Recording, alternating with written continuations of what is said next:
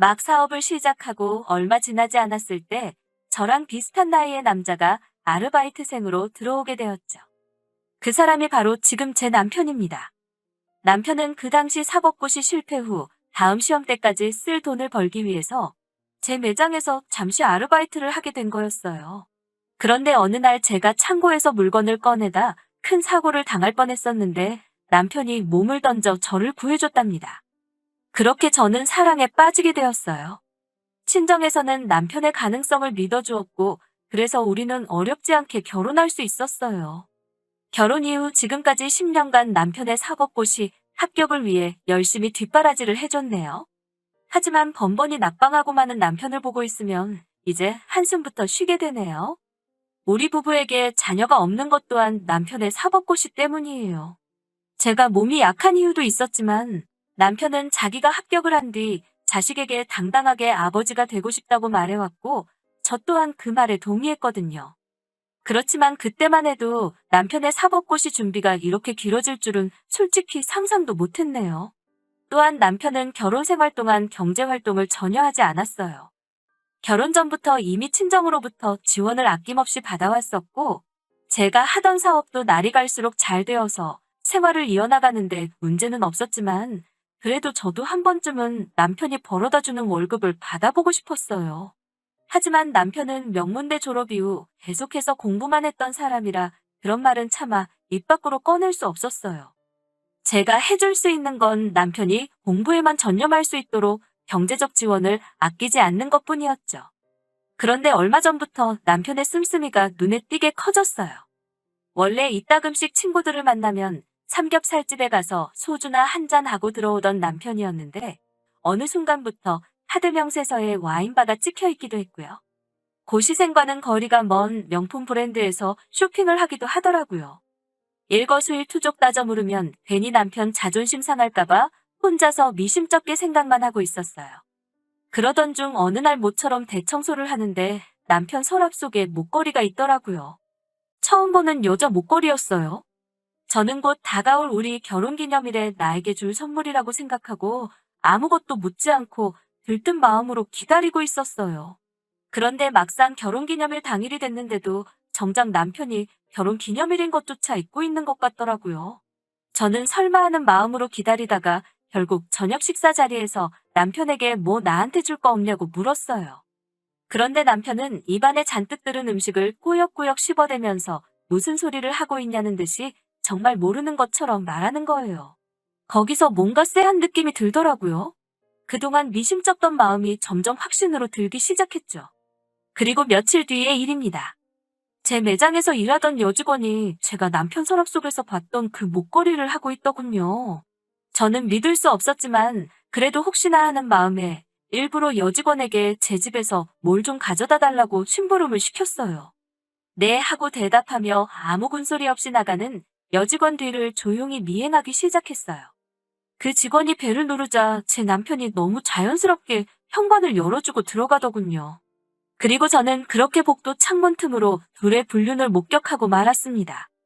둘이 찰싹 달라붙어 있는 꼴이 아주 가관이더군요. 남편은 여직원에게 조금만 기다리면 자기가 위자료 잔뜩 받아서 이혼할 거라고 말하더군요. 저는 충격에 더 이상 그들의 대화를 듣고 있을 수가 없어서 자리를 피했어요. 그리고 복수를 결심했습니다. 저는 가장 먼저 남편의 신용카드를 다 정지시켜버렸어요. 그러자 얼마 지나지 않아 바로 남편은 혹시 자기 신용카드 정지시켰냐고 물어오더군요. 저는 사법고시생이 무슨 신용카드가 필요하냐며 단칼에 잘라버렸죠. 남편은 황당하다며 항의했지만 저는 무시해버렸어요. 돈이 없어서 그런지 남편도 다시 공부에 열중하기 시작한 것 같더군요. 그렇게 한 달쯤 지났을까 남편의 안색이 너무 안 좋더라고요. 이따금씩 온몸을 긁어대기도 하고 식은 땀을 줄줄 흘리기도 했어요. 계속 춥다면서 한여름에도 옷을 여러 겹 껴입고 말이죠. 밉기는 했지만 그래도 내 남편이라 걱정되는 마음에 유명한 한의원에서 한약을 한 채 지호와 남편에게 먹으라고 주니 한사코 거부를 하더군요. 남편은 한약뿐만이 아니라 그 어떤 것도 제가 주는 건 먹으려고 하질 않았어요. 한 번은 한약을 먹이려고 실갱이를 하다 남편 옷에 쏟고 말았어요. 저는 미안한 마음에 옷을 빨아주겠다고 벗으라고 했는데 남편이 한사코 제 손길을 거부하더군요.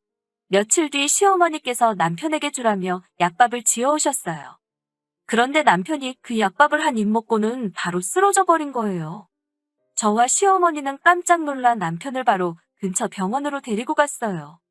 그곳에서 시어머니는 의사에게 내 아들이 왜 이러냐면서 혹시 얼마 전부터 며느리가 우리 아들이 싫다는데도 보약이라며 이상한 한약을 먹였는데 혹시 그것 때문에 아픈 거 아니냐고 막말을 하시는 거예요.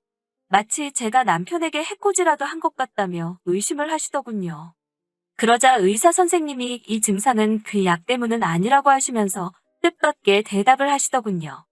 바로 남편의 신장이 하나 없다는 거였어요. 저는 그 길로 그 상간녀 집에 쫓아갔습니다. 바로 그 여자 때문이라고 생각했거든요. 나오라고 문을 두들기자 상간녀는 도대체 무슨 일인지 모르겠다는 표정으로 순순히 현관을 열더군요. 저는 너가 내 남편 신장을 팔았냐고 따져 물었죠. 그러자 그 여자는 어이가 없다는 듯 그게 무슨 소리냐고 되묻더군요. 그래서 제가 네가 내 남편이랑 바람피는 거 다 알고 있다니까 원래 제 남편 뜯어먹는 재미로 만나고 있었는데 돈이 없다고 해서 헤어지자고 했다면서 그런데 갑자기 또 돈이 생겼다고 해서 다시 좀 만나다가 진짜 돈이 없다고 해서 지금은 정말 헤어진 상태라고 실토하더군요. 저는 남편이 입원한 병원으로 돌아와 남편의 핸드폰을 샅샅이 뒤지기 시작했습니다. 상간녀의 문자와 남편의 상황을 종합해보니 그 여자에게 정신이 팔린 남편은 어떻게든 돈을 구할 방법을 궁리했었던 것 같아요. 하지만 10년 가까이 자기 손으로 돈을 벌어본 적이 없으니 어디 가서 열심히 일해서 벌 생각은 못했던 거죠.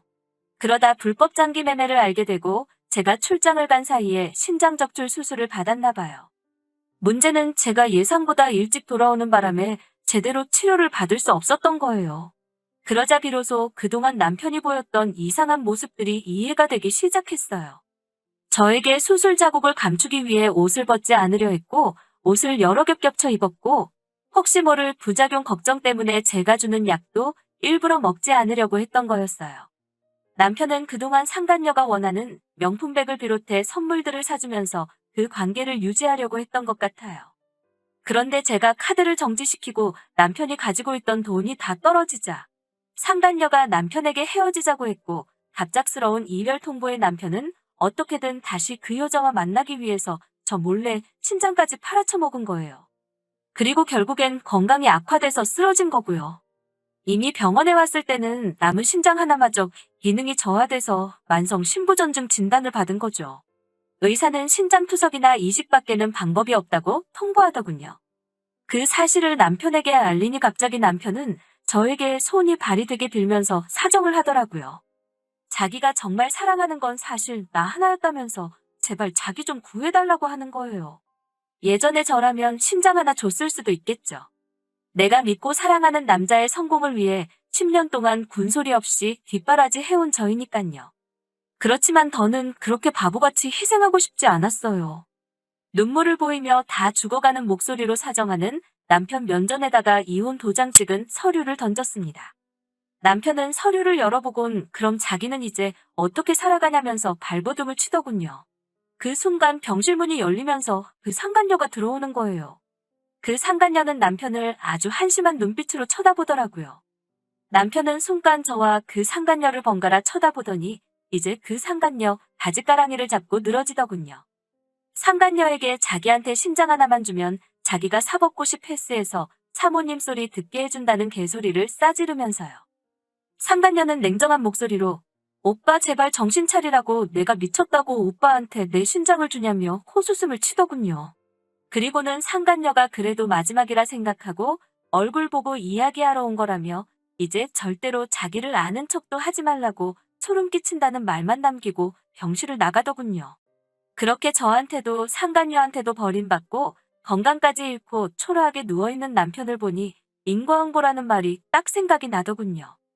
이제 남편도 혼자 살아가는 법을 배워야 하겠죠? 긴 이야기 들어주셔서 감사합니다. 오늘의 사연은 여기까지입니다. 구독과 좋아요, 알람 설정해주시면 앞으로 더 좋은 사연으로 찾아오겠습니다. 감사합니다.